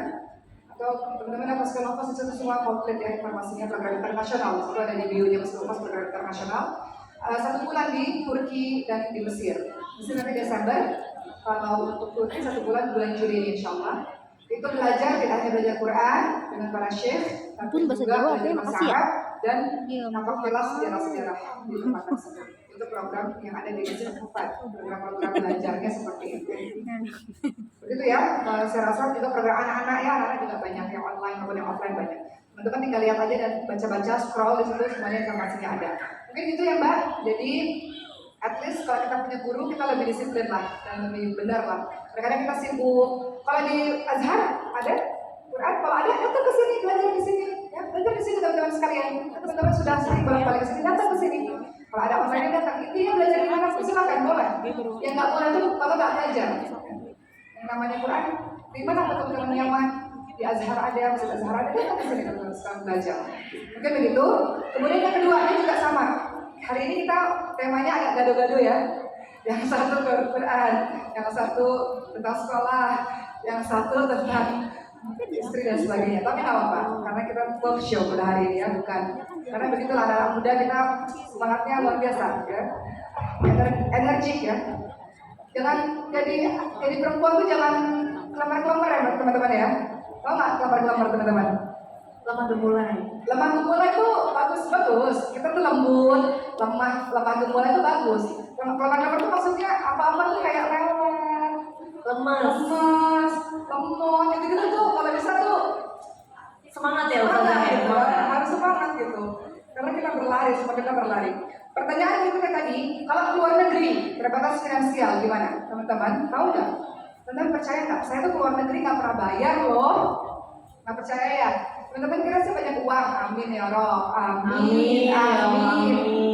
Teman-teman tahu nggak sih? Saya keluar negeri nggak pernah bayar. Coba ingat-ingat. Umroh, saya bayar nggak? Nggak bayar. Kenapa nggak bayar? Akhirnya sekarang pergi umroh rutin. Itu karena memang akhirnya jadi pembimbing umroh dan sebagainya gitu. Kemarin ke Swiss, teman-teman sekalian. Ada tuh di Instagramnya saya taruh apa banyak. Bayar nggak? Enggak. Kenapa? Karena disuruh ngisi pengajian di situ. Ini bukan riak ya, saya maksudnya memotivasi teman-teman. Bukan orang punya duit aja bisa keluar negeri. Teman-teman yang punya lain-lain juga bisa, insya Allah. Desember kemarin saya ke Amerika. Pertama kali dalam hidup, ya Allah ke Amerika, gitu kan. Kita kan biasa nggak pernah pergi kan, ya Allah ke Amerika ya Allah, gitu kan teman-teman sekalian kan. Bayar nggak? Enggak. Kenapa? Karena saya disuruh ngisi pengajian. Buat siapa? Buat orang-orang Indonesia. Tiap tahun Indonesia dan Malaysia.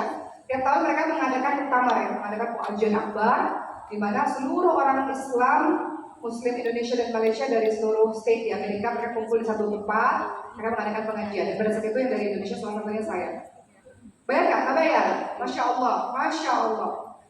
Saya pernah pergi ke Jerman teman-teman sekalian. Bayar nggak? Enggak. Kenapa? Scholarship, beasiswa. Nah ini juga ada nih. Kemarin ada beasiswanya. Saya juga mau kasih tahu ada beasiswa lain teman-teman sekalian. Jerman itu ada beasiswa untuk para pemuda Muslim.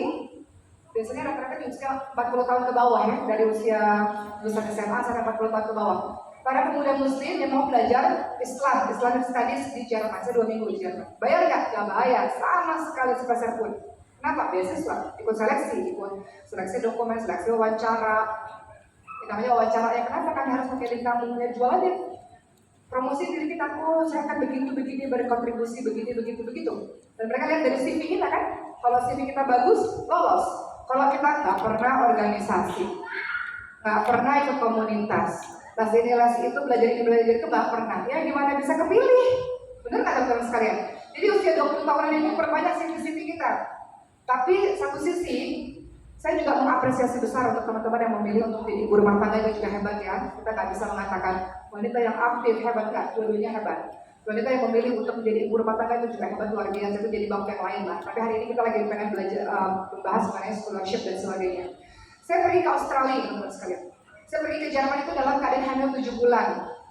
7 bulan lagi hamil besar. Namanya orang Jerman itu jalan kaki. Kita kan enak di Indonesia, dikit-dikit gojek. Di luar sana jalan kaki, bayangkan. Ya. Begitulah. Kemudian saya katakan pada anak saya namanya Ibrahim, sekarang Ibrahim ini umur 7 bulan udah jalan-jalan nih ke Jerman belajar. Harapannya semoga langkahnya Ibrahim jauh lebih panjang dibanding dengan langkahnya Umar, saya katakan begitu. Kemudian saya pergi ke Australia, mengandung Ibrahim juga waktu Ibrahim hamil awal ya, kandungan awal. Beasiswa. Nah sekarang itu lagi buka pendaftaran. Namanya apa sih namanya? Saya kasih tahu Instagramnya teman-teman. Lagi buka pendaftaran, teman-teman klik di Google ke Instagram, pertukaran tokoh pemuda Muslim Indonesia Australia. Saya alumni 2017. Teman-teman ikut 2 minggu ada di Australia. Australia juga lagi buka untuk leader, wanita-wanita yang leader. Mereka yang menjadi leader, para muslimah leader. Itu juga lagi buka. Sekarang dia lagi buka daftarannya. Nanti berangkatnya di tahun ini 2 minggu. Ikut itu, daftar. Kalau nggak lolos nggak apa-apa. Paling nggak punya pengalaman daftar untuk kejar scholarship beasiswa. Jadi kalau ditanya saya kekurangan biaya, there is a will, there is a way. Setiap ada keinginan pasti ada jalan, pasti. Zaman sekarang gampang, yang paling mudah mau keluar negeri keliling-keliling yang paling mudah apa? Jadi ahlul Quran. Itu bukan paling mudah sih. Itu usahanya juga susah sih.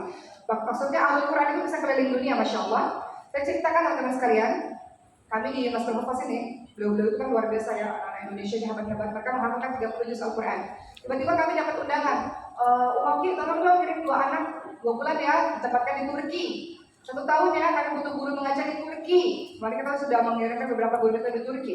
Sekarang kita mau ke Mesir lagi teman-teman. Sekarang akhir bulan ini kami akan ke Mesir bersama dengan para pengurus untuk membuka Master Mufas di Mesir, insya Allah.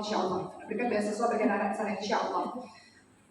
Lihatlah, di luas sirah Quran, mereka bisa ke sana kemari, insya Allah. Artinya, kita ini bisa menjelajahi bumi Allah yang luas, gak harus dengan uang, bisa dengan ilmu, bisa dengan pekerjaannya teman-teman. Teman-teman bekerja apa? Mbak Asma Nadia, tahu kan penulis terkenal yang luar biasa. Masya Allah, beliau keliling dunia dengan cara apa? Lagi scholarship. Kemarin beliau bermasa beliau katakan, oke, untuk penulis itu ada loh. Kita ini dikasih beasiswa sebulan atau 2 bulan ke negara ini, berkumpul seluruh penulis dari seluruh dunia, dibiayain gratis. Begitu.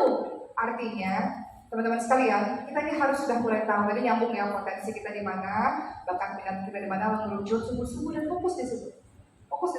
Setelah itu insya Allah teman-teman sungguh-sungguh dan teman-teman bisa jadi bintang di bidang itu. Kita nggak bisa menguasai semua bidang, betul nggak? Kita nggak bisa mau pinter ini, pinter itu, jangan serakah gitu, semua bidang bisa.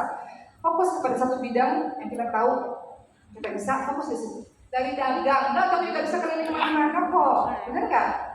Teman-teman, baik dengan produksi sendiri maupun dari reseller atau distributor orang lain, banyak sekarang hadiahnya jalan-jalan ke luar negeri, betul? Dan itu banyak yang di rumah tangga kan, yang di rumah online bisa, oh insya Allah. Sepanjang teman-teman husnuzon, teman-teman semangat, nggak putus asa bisa, jangan cepat menyerah bisa, oh insya Allah. Begitu ya teman-teman sekalian. Dan untuk teman-teman yang berada di rumah, ada suami-suami yang mengatakan istri saya nggak boleh kemana-mana, nggak apa-apa, ntar jalan-jalannya sama suami aja. Insya Allah, mudah-mudahan suami diberikan rezeki supaya bisa jalan-jalan bersama suami, insya Allah. Tapi kalau saya pribadi sebelum saya nikah, saya kasih syarat pernikah. Syarat pernikah saya adalah kamu menikahi saya, yang saya ini adalah seorang aktivis. Saya itu anak OSIS, anak BEM, anak senat gitu-gitu. Jadi saya katakan, kalau kamu nikah dengan saya adalah seorang aktivis, artinya saya aktif. Rasa-rasanya saya perlu diberi ruang untuk berkegiatan di publik di luar gitu. Dan kalau ada yang mengatakan enggak, ya saya nggak akan taruh sama beliau orang itu gitu. Karena saya mau cari orang yang, kan itu hak kita masing-masing ya teman-teman sekalian ya. Makanya dari awal bicarakan, kalau suaminya mengatakan saya mau kamu di rumah aja, kalau kita nyari Allah ya nggak apa-apa. Tapi dari awal saya katakan saya mau kuliah, terus saya mau melihat bumi Allah yang lebih luas untuk menuntut ilmu. Kalau diizinkan selama urusan istri dan anak, urusan suami dan anak selesai, saya terus dakwah. Kalau terima saya, insya Allah kita lanjut ke arah ini. Akhirnya beliau lanjut, artinya beliau support. Beliau katakan justru bagi saya, ini kan orang beda-beda ya teman-teman sekalian. Kalau kata suami saya, bagi saya mungkin kalau masak mungkin bisa diwakili ya oleh orang lain. Tapi kalau untuk lakukan sesuatu yang lebih besar mungkin kamu bisa, mungkin orang yang ini belum bisa. Jadi apa-apa, saya sudah tahu resiko menikahi kamu, yaitu ada waktu untuk saya, ada waktu untuk anak-anak, ada waktu untuk umat. Jadi beliau mengatakan, saya tahu istri saya bukan punya milik saya seorang, istri saya juga milik umat. Jadi ada waktu yang harus dibagi. Contoh kayak hari ini. Hari ini teman-teman sekalian, ini waktunya keluarga. Ya, hari Ahad kan, Sabtu Ahad itu waktu keluarga kami biasanya. Keluarga itu datang dari Medan, Aceh, Jambi, Palembang, Batam, itu lagi kumpul nih. Di acara ini saya acara ini. Kemudian akhirnya setelah acara ini saya pergi. Itu artinya apa? Bahwa kata suami saya adalah saya tahu bahwa menikahi kamu ada waktu untuk saya nggak bisa egois, saya nggak bisa 24 jam kamu untuk saya atau untuk anak-anak. Ada waktu kamu untuk ini, ada waktu kamu untuk ini. Begitu teman-teman sekalian. Dengan semua kekurangan dan keterbatasan saya, intinya saya hanya ingin memotivasi teman-teman semua untuk teman-teman yang memang belum menikah dan teman-teman tahu bahwa teman-teman adalah orang yang aktif untuk melakukan kegiatan-kegiatan yang positif selama di rumahnya beres, maka mungkin boleh mengajukan syarat kepada calon suami kita supaya kita bisa berkegiatan. Tapi kalau kita adalah memang di rumah, nggak apa-apa juga. Rumah itu pekerjaan yang tiada batas. betul nggak? Tukang masak iya, tukang bersih-bersih iya, neni, suster, pastinya iya. Lagi sakit suruh kerja, pastinya ada kerja juga kita. Jam kerjanya nggak tahu, kapan aja. Ya, kadang-kadang lagi tidur kerja aja kita, ya. Jagain anak kek, ganti popok anak kek, masak ini kek, masak itu kek, misalnya ibu rumah tangga. Itu pekerjaan yang paling hebat, luar biasa. Nggak ada jam kerjanya, ya. Jadi kalau dikatakan ibu rumah tangga, luar biasa. Mungkin segitu. Oh iya, sama satu pertanyaan terakhir, ya, sebelum kita sudahi. Orang tua nggak support keinginan kita. Oke, untuk anak dulu baru untuk orang tua. Orang tua nggak support keinginan kita, disuruh mengatakan inilah yang terbaik untuk kamu. Pertama untuk seorang anak, posisi kita seorang anak, orang tua selalu menginginkan yang terbaik untuk anaknya, itu pasti. Orang tua sudah punya pengalaman hidup lebih lama dibanding dengan kita, sudah memakan asal darah yang lebih banyak, beliau akan tahu resiko-resikonya, kedepannya akan seperti apa, mungkin beliau lebih tahu. Jadi kita hargai. Kemudian yang kedua, lagi-lagi, gak ada orang tua yang mau menjerumuskan anaknya. Semua orang tua mau anaknya berhasil. Gak ada orang tua yang mau menyalahkan anaknya, gak mungkin. Gak ada. Jadi niat orang tua itu baik. Yang ketiga, husnuzon. Mungkin orang tua menemukan potensi dalam diri kita gak tahu. Cuman beliau punya keterbatasan dalam komunikasi yang baik pada kita. Jadi kita gak paham maksud cintanya beliau. Gak semua orang tua loh punya komunikasi kata-kata yang baik. Semua orang tua sayang sama kita, tapi kadang-kadang kita bilang orang tua saya gak sayang sama saya. Kenapa? Karena beliau gak bisa komunikasi yang baik yang kita terima. Bahasa cintanya beda. Bahasa cintanya beliau mungkin dengan memberikan rumah untuk anak-anaknya. Maksudnya anak-anaknya bisa tidur di rumah yang nyaman. Bahasa cinta kita mungkin mau dipeluk, mau disayang, yang beliau mau ucapkan misalnya. Jadi bahasa cinta orang beda-beda, kita harus pahami itu. Jadi pertama husnuzon dulu dengan orang tua. Bahwa orang tua menginginkan yang terbaik, dia tahu semuanya, dia tahu potensi kita, dia tahu masa depan, dia tahu yang lain untuk kedepannya kita. Kalau kita pun nggak suka, kita coba dulu mengikuti perintah orang tua sampai atau anak kita coba dulu. Kalau kita rasa sudah sampai maksimal kita nggak bisa, ngomong baik-baik. Ngomong baik-baik itu pun ada caranya. Caranya bagaimana? Panjang. Pertama caranya doa. Nabi Musa ngomong sama Fir'aun, kata Allah Subhanahu wa taala, "Qaulan layyina." Ngomongnya yang lembut ini Fir'aun. Orang tua kita bukan Fir'aun. Betul? Ngomong yang lembut. Nabi Musa disuruh sama Allah doa, "Rabbi shrah li sadri wa yassir li amri wahlul 'uqdatam min lisani yafqahu qawli." Ya Allah, lapangkanlah dadaku, mudahkanlah urusanku, lepaskan kekakuan dari lidahku supaya mereka mengerti perkataanku. Jadi rangkaiannya panjang sebelum ngomong sama orang tua. Doa dulu, bersihkan hati, tenangkan hati, minta sama Allah agar lisan ini baik, santun, sopan kepada orang tua, agar lisan ini menembus hatinya orang tua. Itu pertama doa, minta kekuatan dari Allah. Kemudian selain doa, teman-teman harus cari kata-kata yang baik, cari tempat yang baik, cari suasana hati yang baik, cari keadaan yang baik untuk berbicara. Jadi ini berlaku untuk semuanya. Kadang-kadang kita punya suami atau punya anak, punya adik, untuk ngomong itu nggak bisa. Ngomong itu langsung begitu saja. Sesuatu yang penting ya. Kita harus pikir dulu pemilihan kata yang baik, tempatnya yang tepat di mana ya kalau ngomong, keadaan hati, suasana hatinya tepat nggak ya kalau saya ngomong, keadaannya situasinya memungkinkan nggak ya kalau saya ngomong dan masuk ke dalam hatinya. Jadi prosesnya panjang. Sampai kemudian kita sudah dapat semuanya tepat dan pertolongan Allah, hati yang tenang, bukan marah, bukan kesal, barulah kita bilang dengan pelan-pelan. Insya Allah mudah-mudahan dengan perkataan begitu bisa menembus hati orang tua. Kadang-kadang orang tua hanya butuh bukti. Ketika saya pakai jilbab tahun 2005, orang tua saya, khususnya papa, saya marah. Saya nggak boleh pakai jilbab, teman-teman sekalian. Kenapa? Karena menurut beliau ekstrim. Sudahlah cukup dengan baju sopan. Memang kami dari kecil pakai baju sopan gitu, nggak pakai baju untuk yang lain-lain. Sehari-hari sopan lah gitu ya. Tapi kata beliau nggak boleh pakai jilbab. Ketika saya pakai jilbab, ayah saya diamin saya 2 minggu, nggak ajak saya bicara. Karena kata ayah saya, dengan jilbab kamu bisa jadi apa? Kamu mau jadi apa? Begitu. Namun kita harus membuktikan. Saya membuktikan dengan jilbab yang saya pakai, prestasi sekolah saya bagus. Dengan jilbab yang saya pakai, saya semakin santun dengan orang tua, ibadah semakin bagus. Dengan jilbab yang saya pakai, saya bisa berprestasi. Dari situlah, dari pembuktian itulah akhirnya lambat laun orang tua mau berbicara dan akan support dan percaya bahwa anaknya ini baik-baik aja dengan jilbab ini, jilbab panjang ini. Bukan ekstrim, bukan radikal dan sebagainya, bukan. Anaknya baik-baik aja kok, bahkan menjadi lebih baik. Jadi pastikan kalau seandainya kita sudah pilih satu dan kemudian kita buktikan, kita bertanggung jawab untuk membuktikan bahwa kita berhasil dan sukses di bidang ini. Saya berangkat ke Jakarta umur 16 tahun. Kekeh minta sama orang tua, saya mau ke Jakarta, saya mau lihat dunia lebih luas. Kata ayah saya, kalau kamu pergi ke Jakarta tidak boleh pulang kampung sebelum kamu sukses. Bayangkan, nggak boleh pulang kampus sebelum usia 16 tahun. Jadi nggak ada cara lain, saya harus sukses dengan kerasnya Jakarta. Saya dari Batam ya teman-teman sekalian, dengan kerasnya Jakarta. Insya Allah. Gitu. Kemudian untuk orang tua, para orang tua di sini banyak. Perhatikan surah As-Saffat ayat 102. Orang tua tidak boleh otoriter. Otoriter itu artinya kamu harus, mama yang paling tahu, mama yang paling benar itu otoriter.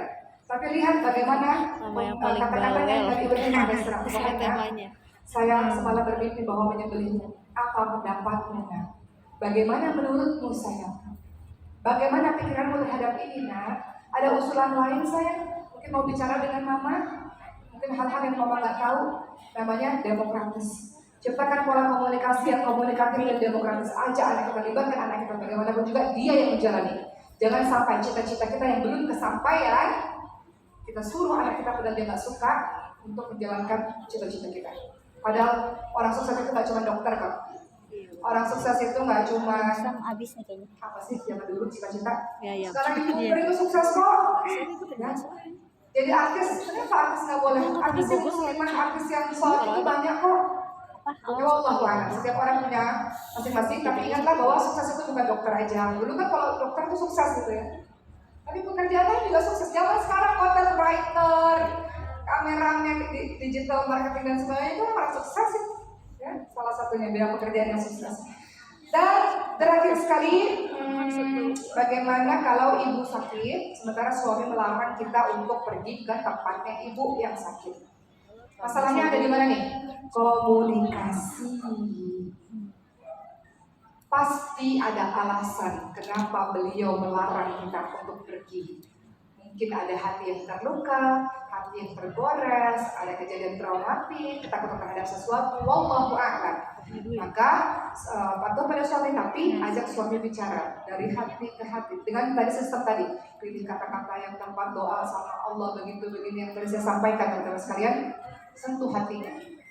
Orang-orang itu kasus insya Allah ya dalam pertolongan dari Allah, kita minta sama Allah agar lembutkan hatinya insya Allah. Kita dengar dulu apa yang menyebabkan nggak boleh. Dan kamu harus ini ya teman-teman sekalian ya, namanya laki-laki kadang-kadang ada rasa yang kadang-kadang ya ada rasa ego dan sebagainya. Jadi kita ini nggak bisa untuk saya selalu berkatakan begini, kita nggak bisa membalas laki-laki dengan cara laki-laki. Kita pukul satu pintu, dia bisa menghancurkan pintu gitu ya. Kita banting satu pintu, dia bisa menghancurkan seluruh dapur gitu. Jadi nggak bisa dengan cara begitu. Minta sama Allah, bersihkan hati, tenangkan hati, dalam keadaan hati bersih, dalam keadaan dekat kepada Allah. Kata-kata yang keluar otomatis juga berbeda. Kalau kita dalam keadaan panas, itu pasti berbeda. Cari dulu asal muasalnya kenapa begini, kenapa begitu. Maka setelah dia hatinya mulai damai ya, maka kita bisa masuk. Kita katakan, izinkan saya untuk mengunjungi karena atau saya berjanji, kalau kamu khawatir begitu, saya berjanji tidak akan begini. Izinkan saya, mungkin sekian jam terus akan kembali. Tapi ini adalah ujung bakti saya kepada orang tua, itu insya Allah. Terdengar mudah, walaupun sulit, ya kadang-kadang sulit juga. Tapi insya Allah, semua dari kita punya hati yang baik, insya Allah. Kadang-kadang hati itu bisa disentuh pelan-pelan, bisa insya Allah dengan doa, dengan kata-kata yang baik, kata-kata yang lembut, insya Allah. Nggak adalah orang yang menyuruh kita durhaka sama orang tua, harusnya nggak ada ya. Kecuali ada sesuatu yang mungkin melukai hatinya, mungkin dia cemburu apa-apa. Allahu a'lam. Jadi temukan dulu kenapa penyebabnya begitu. Setelah itu selanjutnya hatinya, kita katakan kita hormat, kita saling, kita taat, kita Barang-barang yang pada berharga ini. Kalau cuma aku yang berharga ya. Kepada beliau dan buatlah kesepakatan seperti itu. Mungkin begitu dari saya. Selamat menjadi wanita yang hebat. Untuk ibu-ibu yang sudah memiliki anak dan punya suami, semoga Allah jaga keluarga kita, keluarga yang sakinah mawaddah warahmah, keluarga yang kokoh ya Rob. Kita kan goncangan roller coaster ya. Namanya pernikahan, roller coaster. Semoga Allah berikan kesabaran, ketangguhan menghadapi berbagai macam persoalan rumah tangga. Untuk teman-teman muda yang saat ini masih bekerja, sekolah, mengikuti komunitas dan kegiatan, manfaatkan masa muda dengan sebaik-baiknya. Siapkan diri menjadi seorang istri dan jadi seorang ibu. Salah satunya harus fasih Qur'annya. Jadi jangan kebingungan nanti anak kita memanggil anak kita Qur'an kan? Jangan bingung lagi dari anak-anak kita. Jadi waktu sendiri sekarang adalah waktu untuk terus belajar supaya kita bisa mengaplikasikan ilmu kita ketika kita sudah jadi ibu dan ketika kita sudah jadi seorang istri, insyaallah. Sekian dari saya, terima kasih. Assalamualaikum warahmatullahi wabarakatuh. Waalaikumsalam warahmatullahi wabarakatuh. Terima kasih.